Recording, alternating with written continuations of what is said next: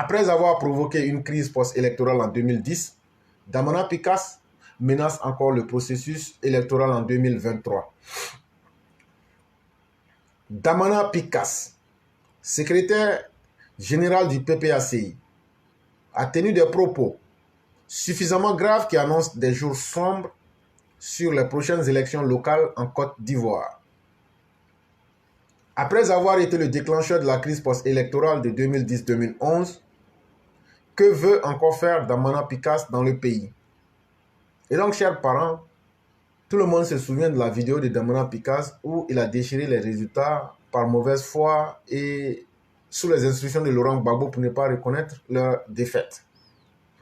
Et comme pour eux, le monde ne change pas, le monde est statique, le monde est figé, le monde est congelé, il faudrait que eux, ils puissent exercer la violence qui est leur domaine de définition par excellence.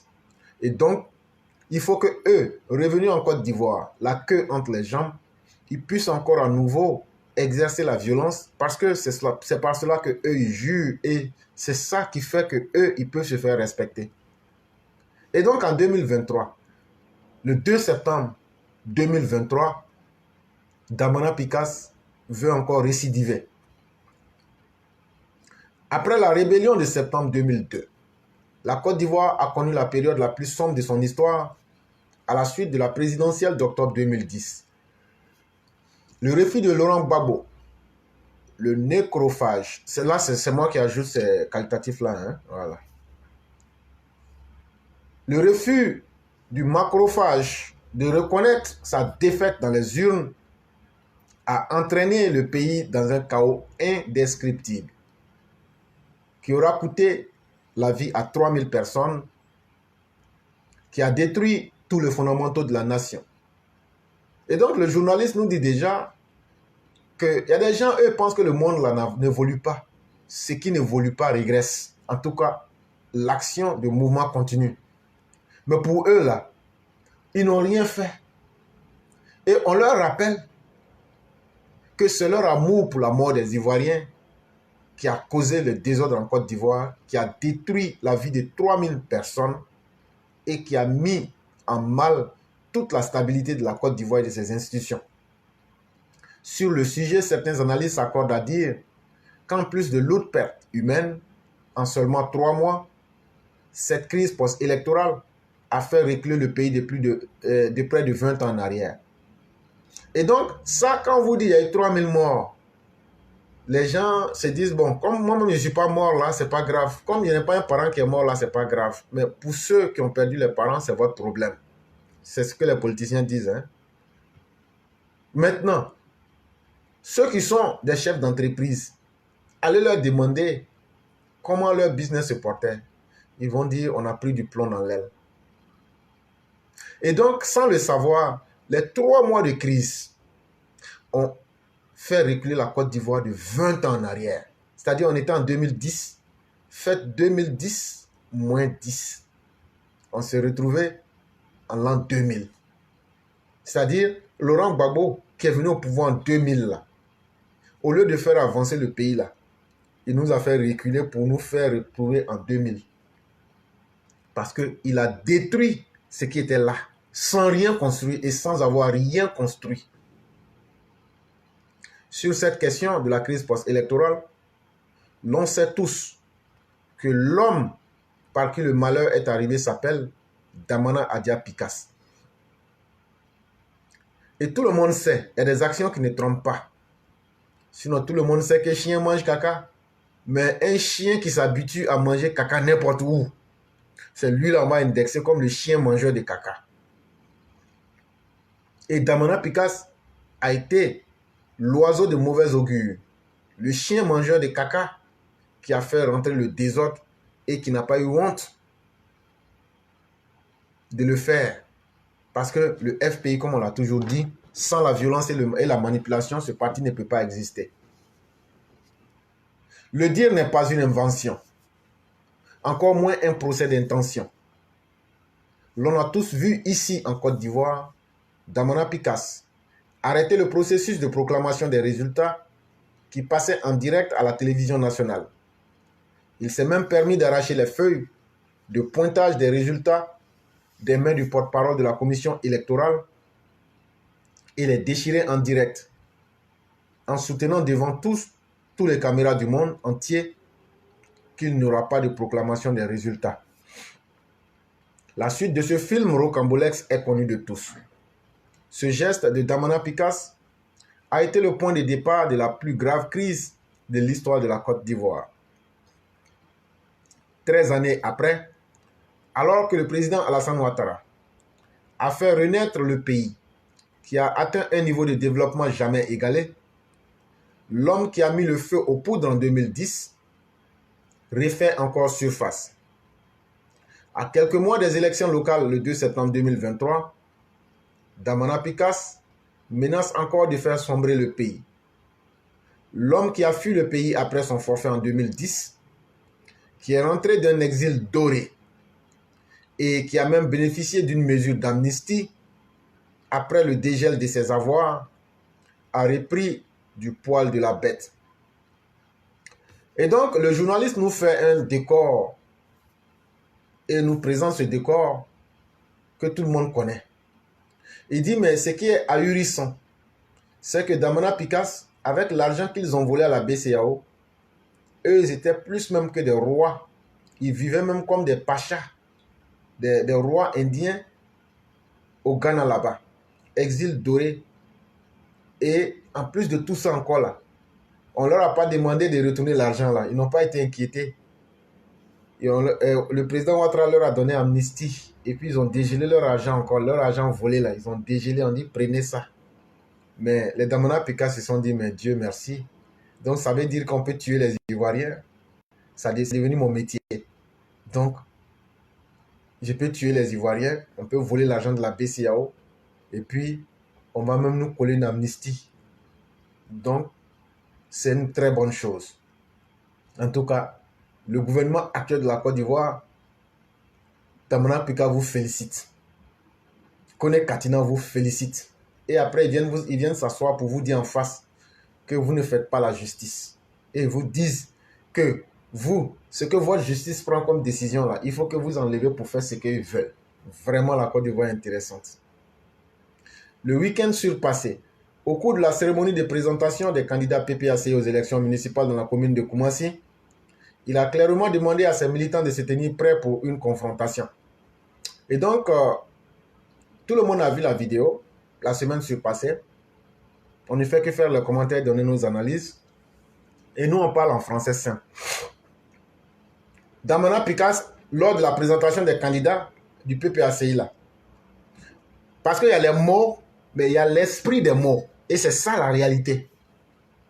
Il demande à leurs militants de s'apprêter et que la guerre va reprendre. Allons directement avec les faits. Là, comme ça, on se comprend bien. Il ne faudra pas qu'ils se méprennent. Notre détermination, c'est nous qui avons notre calendrier. Pour Picasse, la radiation de Laurent Gbagbo de la liste électorale est un casus belli, pour lequel il y aura une autre crise dans le pays.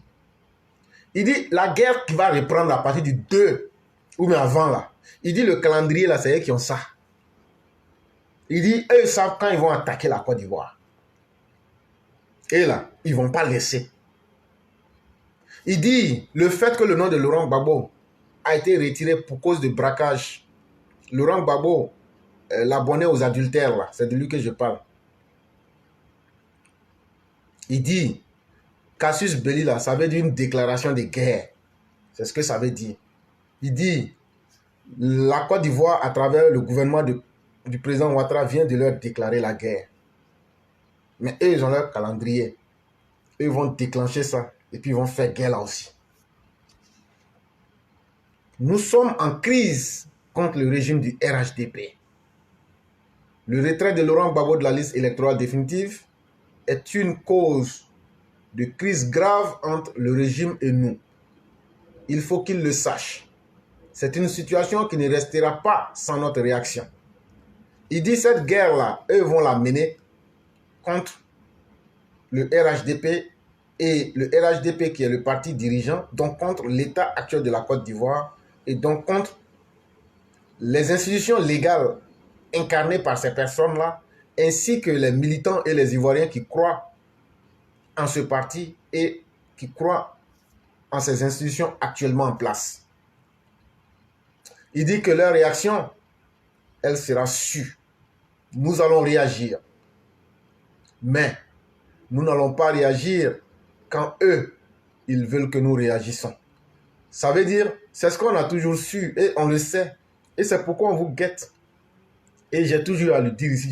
J'ai dit, on sait ce que vous allez faire. Mais on va respecter votre calendrier. Damana Picasse, on va respecter votre calendrier. On attend seulement que quelqu'un dise là, on a pris caillou, on a mis dans le lance-pierre et puis on a lancé sur ma tête. Celui qui a lancé lance-pierre là, celui qui a fabriqué lance-pierre là, celui qui a trouvé caillou là, et puis celui qui a mis dedans pour lancer là, on va vous broyer pour une fois. Cette fois-ci là, on va vous massacrer méthodiquement et puis vous mettre à la place publique. Et puis les Ivoiriens vont dire, voilà, c'est celui-là qui avait encouragé, c'est celui-là qui recrutait les mercenaires, c'est celui-là qui venait pour galvaniser les troupes, c'est celui-là qui avait le calendrier. Ce que vous avez fait à Gueye là, on va aligner vos corps comme ça. Et puis on va maintenant dire ce que chacun de vous a fait. Quand vous êtes mal élevé, on va vous montrer que être mal élevé là, il n'y a pas d'école pour ça. Et on est prêt, on vous attend. Votre calendrier là, que ce soit le 1er ou le 31 là, on vous attend. Et donc nous aussi, on dit à nos militants aussi, apprêtez-vous. Ils disent qu'ils vont venir vous tuer. Parce qu'eux, ils ne jurent que par ça. En 2020 là, ce qu'ils n'ont pas pu faire parce que Laurent Gbagbo n'était pas là. Ils disent maintenant, là, ils sont vraiment prêts maintenant. Ils vont venir faire. Et donc, nous aussi, on dit à nos militants, partout où vous serez là, apprêtez-vous avec les armes que vous aurez. Parce qu'ils parlent clairement, on va aussi leur parler clairement aussi. Et on va parler clairement au gouvernement de la Côte d'Ivoire. Personne ne se laissera faire cette fois-ci. Même si le gouvernement de la Côte d'Ivoire dit rester tranquille, on ne restera pas tranquille. Parce qu'on ne va plus croire en quelqu'un pour que nos vies soient liquidées. Et puis maintenant, on va venir dire non, on va faire enquête. On fait enquête, on ne fait pas jugement. Ça, c'est fini.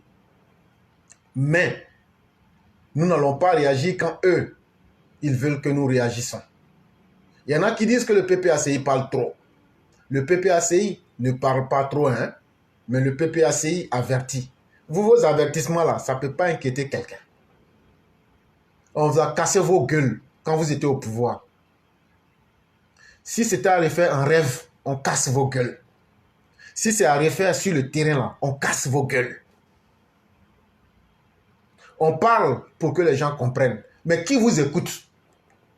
Parce que quand tu parles là, tu parles pour inquiéter. Tu parles parce que tu veux que des gens t'écoutent. Mais nous, on ne vous écoute même pas. Nous, on veut que vous passiez aux actions directement. On sait que tout ce que vous êtes, c'est du bruit. Mais ce n'est pas la première fois que vous attaquez le pays. Ça ne sera pas la dernière fois. Tout le monde le sait. Et donc là, vos paroles là, on ne vous écoute pas parce que nous, ça nous agace. Passez aux actes. On parle, on fait conférence de presse. Ce n'est pas parce qu'on est faible, mais c'est parce qu'on veut éviter la confrontation. Mais ce n'est pas parce qu'on veut éviter la confrontation qu'on a peur de la confrontation. Bon, confrontation même là, nous-mêmes là, c'est ce qui nous manque. Ça nous gratte dans nos corps actuellement. C'est ce qu'on vous a toujours dit. Le jour que vous êtes prêts là, vous choisissez la date, vous commencez. Ce jour-là, c'est ce jour-là, vous allez connaître le sens de mot confrontation. Parce que ça sera aussi le jour de la malédiction pour vous. On n'a pas peur de la confrontation. Militant PPACI, à partir de ce soir, on est en crise. On va aller aux élections, mais dans cet état d'esprit de crise. Il dit donc, eux vont aller aux élections là, en se disant qu'on est en crise. Il faut que l'élection, ça se termine par une crise. Il faut que ce soit comme en 2010. Il faut que le jour où on a enlevé Gbagbo, là, le 11 avril 2011, là, il faudrait que les militants du PPACI partent dans cet esprit-là, à marteler Damana Picasse. Ce message qui passe de commentaires est un appel à l'insurrection et à la confrontation. Et donc, sans tromper qui que ce soit, ils vont transformer les élections là en insurrection, en désordre social et surtout à une séance de tuer les Ivoiriens. Et pour exprimer sa détermination à l'endroit de ses militants, le secrétaire général du PPACI a bien choisi les mots comme en 2010. Damana Picas annonce une autre crise. Il estime même que nous sommes déjà dans la crise et pour cela, il invite les militants à se tenir prêts pour aller aux élections locales dans cet état d'esprit de crise entre guillemets. Mieux, le PPACI a déjà arrêté les dates auxquelles il passera à l'action et son mode opératoire. Et donc, il n'a pas fait que parler. Le journal nous dit ici, le PPACI a déjà effectivement choisi ses dates et la méthode par laquelle ils vont agir là. Ils ont déjà choisi ça. Et ça, Damana Picas l'a annoncé clairement au terme de son meeting de Koumassi. Nous allons continuer de nous préparer. Il dit les armes qu'ils font collecter, les armes et l'argent qui circulent là, ils vont continuer à convaincre les gens pour que les gens puissent adhérer à leur cause pour venir attaquer et tirer et créer le massacre le jour des élections. La question qu'il faut se poser n'est pas de savoir si on doit continuer le combat, si Gbagbo est maintenu en dehors de la liste électorale. Ce n'est pas la bonne question. La bonne question, c'est quand est-ce que nous allons nous battre. Là maintenant, vous avez entendu. Ah non, ils sont divisés, ils sont comme ci, ils ne sont pas comme ci. Ils disent, c'est quand le jour où on va commencer à se battre là. Ils disent, c'est ça qui doit être dans la tête de leurs militants. Sur le principe de se battre, il n'y a pas de débat. Il dit, par là, la guerre, là, on va faire. Il dit, là, il n'y a même plus de débat. Il ne faudrait pas que, il ne faudrait pas qu'ils se méprennent avec notre détermination. C'est nous qui avons notre calendrier. Voilà qui est clair. Les questions qui se dégagent de ces menaces du secrétaire général du PPACI sont celles-ci.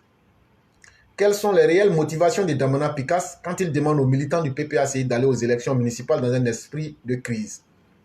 Le journaliste nous dit, la première question qu'on doit poser à Damana Picas là, quand il dit que les militants du PPACI doivent aller aux élections, quand tu vas aux élections là, tu vas simplement pour voter et puis te rendre chez toi. Mais les gens du PPACI disent, les élections là, eux vont aller dans l'élection là avec un esprit de crise. C'est intéressant à comprendre. Ça veut dire depuis les campagnes là, ils vont attaquer et faire des morts. Depuis les campagnes. Et peut-être même bien avant. Mais l'objectif de base demeure qu'il faut cafouiller ces élections-là, créer une insurrection et atteindre les institutions de la République et si possible, créer la chienlit en Côte d'Ivoire, une guerre en Côte d'Ivoire pour pouvoir salir les institutions et remettre Laurent Gbagbo au pouvoir. Damana Picas veut-il plonger la Côte d'Ivoire et les Ivoiriens dans un chaos? En tout état de cause, ces questions restent posées.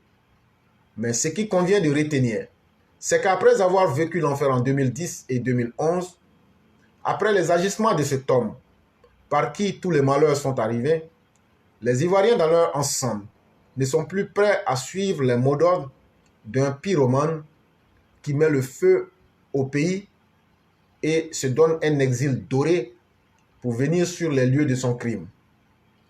Après la crise post-électorale, particulièrement meurtrière et destructrice en 2011, la Côte d'Ivoire ne peut plus se payer le luxe de vivre comme l'enfer. Dans la vie, on ne doit pas répéter certaines erreurs. Certaines populations, singulièrement les militants du PPACI, doivent le savoir. Mais comme le monde, on est dans un monde où chacun peut faire ce qu'il veut. Comme on est dans un régime où les dirigeants actuels ont été trop gentils avec eux, cette fois-ci là, Damana Picas, je sais qu'ils sont tellement gentils et vous êtes tellement copains entre vous politiciens que tu ne seras même pas interpellé. Mais toujours est-il que la population t'a entendu.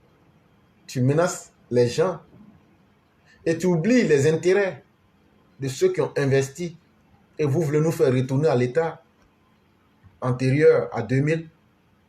Les gens vous ont entendu, ils vous ont écouté. Mais sachez que ce que vous planifiez là, ça sera vous-même votre propre tombeau. Quand je dis vous, ne pense pas que c'est toi que je suis en train d'employer le vous du respect. Je parle de toi, Gbagbo, vous tous là. C'est pourquoi je vous dis ça en même temps. La violence que vous allez créer là, ça sera votre tombeau. Il faudrait qu'on puisse vous avertir là-dessus.